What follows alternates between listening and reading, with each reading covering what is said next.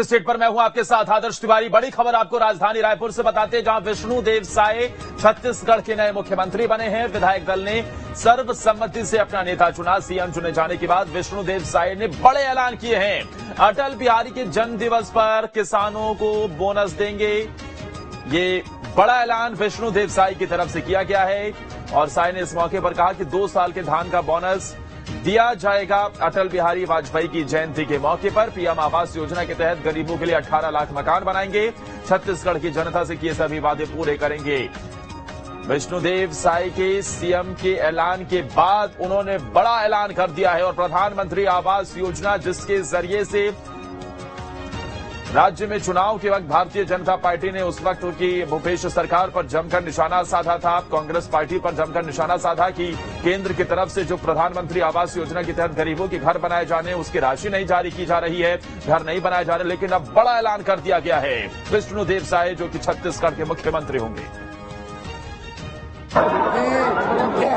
हम लोगों ने जो चुनावी घोषणा पत्र जारी किया है, मोदी की गारंटी, उसमें जो भी वादे छत्तीसगढ़ की जनता से किए हैं, उसको प्राथमिकता से पूरा करना, ये हमारा काम होगा।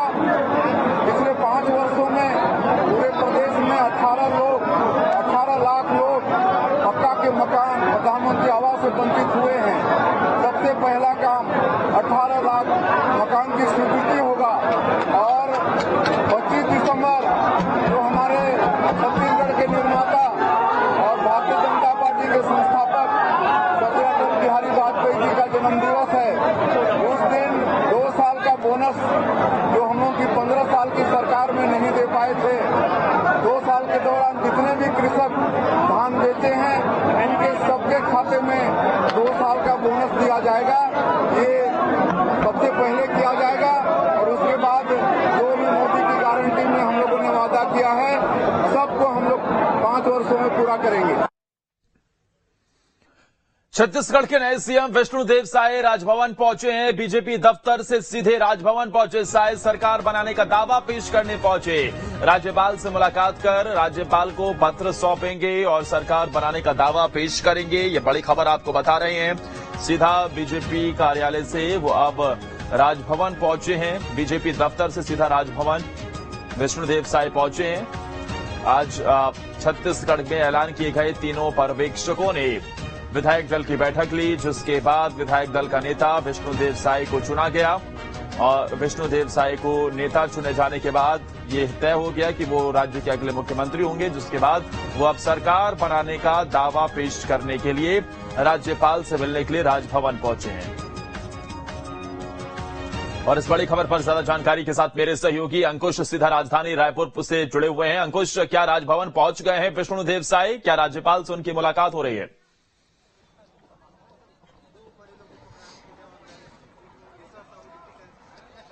जी हाँ आदर्श, छत्तीसगढ़ के नए मुख्यमंत्री विष्णुदेव साय जो है भारतीय जनता पार्टी के प्रदेश मुख्यालय से निकलकर सीधे राजभवन पहुंचे और राजभवन में राज्यपाल से मुलाकात करके सरकार बनाने का दावा पेश उन्होंने कर दिया है। और विधायक दल के नेता के तौर पर उन्होंने अपना जो सहमति पत्र है वो भी राज्यपाल को सौंप दिया है। तो अब तमाम तस्वीर जो है वो साफ हो गई है और जो पिछले 6-7 दिनों से अटकलें लग रही थी कि छत्तीसगढ़ का अगला मुख्यमंत्री कौन होगा। अंकुश, मुख्यमंत्री के चेहरे की तो स्थिति साफ हो गई है, तस्वीरें धीरे धीरे साफ हो रही है, लेकिन कुछ तस्वीरें अभी भी धूमिल हैं कि ये सरकार, नई सरकार किस तरीके से नजर आएगी।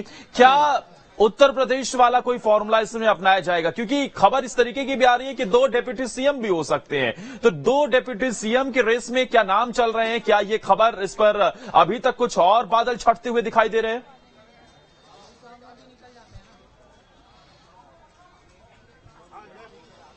देखिए, खबरें जो है वो अपुष्ट है, लेकिन खबरों का बाजार जो है वो जरूर गर्म है। आज छत्तीसगढ़ में 2 डिप्टी सीएम को लेकर चर्चाएं चल रही हैं। हालांकि अभी सबसे पहला काम था कि छत्तीसगढ़ के मुख्यमंत्री के तौर पर एक नाम जो है उस पर सहमति बनाना, और वो सहमति बन गई है। सरगुजा संभाग से आते हैं विष्णुदेव साय और आदिवासी वर्ग का बड़ा चेहरा है। अब काफी लंबा अनुभव उनको रहा है। 4 बार के सांसद, 2 बार के विधायक और केंद्रीय राज्य मंत्री रह चुके हैं। भारतीय जनता पार्टी का प्रदेश अध्यक्ष भी वो रह चुके हैं। तो तमाम अनुभव के आधार पर अब उन्हें कहीं कहीं ना कहीं मुख्यमंत्री के तौर पर प्रदेश की कमान सौंप दी गई है। लेकिन अब जो 2 डिप्टी सीएम की बात निकलकर सामने आ रही है, उसमें कहा जा रहा है कि जब जिस दिन शपथ ग्रहण होगा उस दिन इस बात का खुलासा होगा कि छत्तीसगढ़ के 2 डिप्टी सीएम हैं। मंत्रिमंडल की अगर बात करें तो मंत्रिमंडल को लेकर भी अब विधायक दल का नेता यानी मुख्यमंत्री तय करेंगे कि उनकी टीम में कौन कौन से लोग जो है वो शामिल होंगे। इसके अलावा मैं आपसे 2 बड़े सवाल में आपसे जवाब जानना चाहूंगा। एक तो यहां से अब डॉक्टर रमन सिंह की भूमिका क्या नजर आ सकती है? क्या, क्योंकि डॉक्टर रमन सिंह ने उनके नाम का प्रस्ताव रखा था, क्या डॉक्टर रमन सिंह डिप्टी मुख्यमंत्री के तौर पर नजर आ सकते हैं? कोई बड़ा मंत्रालय उन्हें मिल सकता है या फिर यहां से उन्हें केंद्र में शिफ्ट करने की रणनीति हो सकती है? दूसरा सवाल यह है कि शपथ ग्रहण कब तक हो सकता है, क्योंकि राजभवन में मुलाकात के बाद अब क्या कुछ तारीखों की अटकलें भी लग रही हैं?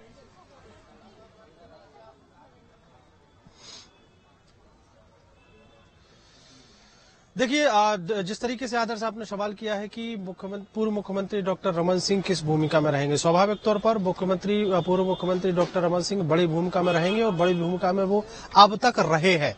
छत्तीसगढ़ में 15 सालों तक सरकार चलाने का अनुभव उनके पास है, लेकिन अब जब नई सरकार बनी है, भारतीय जनता पार्टी की सरकार में जब उन्हें मुख्यमंत्री के तौर पर उन्हें विधायक दल का नेता नहीं चुना गया, तो स्वाभाविक है उन्हें किसी एक बड़े पद की जिम्मेदारी जो है वो दी जा सकती है, क्योंकि छत्तीसगढ़ में सरकार चलाने का जो अनुभव है वो रमन सिंह के पास है।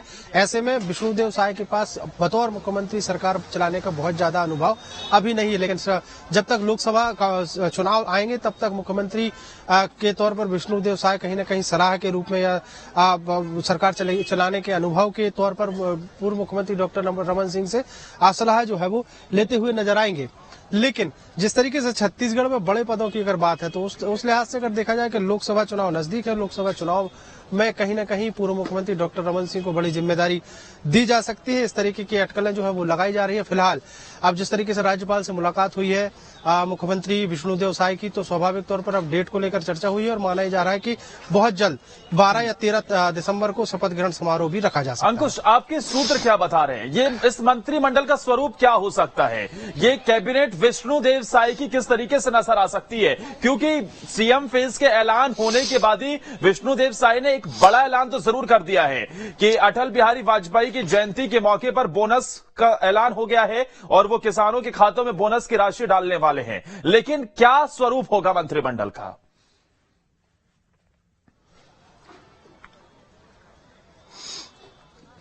देखिए, मंत्रिमंडल के स्वरूप की अगर बात करें तो पूरे प्रदेश में 13 मंत्री जो है वो रहते हैं और 13 मंत्री से ज्यादा कोई पद खाली नहीं होता। अब इन 13 लोगों में अलग अलग विभाग बांटे जाते हैं। वो मुख्यमंत्री का अधिकार होता है कि वो किसको क्या विभाग देना है और वो विभाग किस मंत्री को देना है और किस मंत्री को कौन से नंबर पर रखना है। ये तमाम चीजें जो है मुख्यमंत्री के अधिकार के तहत आती हैं। अब विष्णुदेव साय को अपनी सलाहकार टीम से ये तय करना है कि वो किसको मंत्री के तौर पर वो अपनी टीम में जगह देंगे, या फिर ऐसा भी हो सकता है कि विष्णुदेव साय एक मुलाकात आलाकमान से करेंगे और आलाकमान से मुलाकात के बाद उनकी टीम तय की जाएगी। हालांकि ये बात तो तय है कि जिस तरीके से छत्तीसगढ़ में पहले अटकलें लग रही थी कि सब कुछ नया होगा, तो मुख्यमंत्री जब नए हैं तो स्वाभाविक है इसमें मंत्रिमंडल में भी कुछ नए चेहरे जो है वो देखने को मिलेंगे और कुछ पुराने चेहरों को शायद एडजस्ट किया जाए। अब बात आती है कि कैबिनेट में जो सदस्य रहेंगे वो किस आधार पर रहेंगे, कैसी उनकी तस्वीर देखने को मिलेगी। तो छत्तीसगढ़ के सरगुजा संभाग को साध लिया गया है। सरगुजा संभाग से मुख्यमंत्री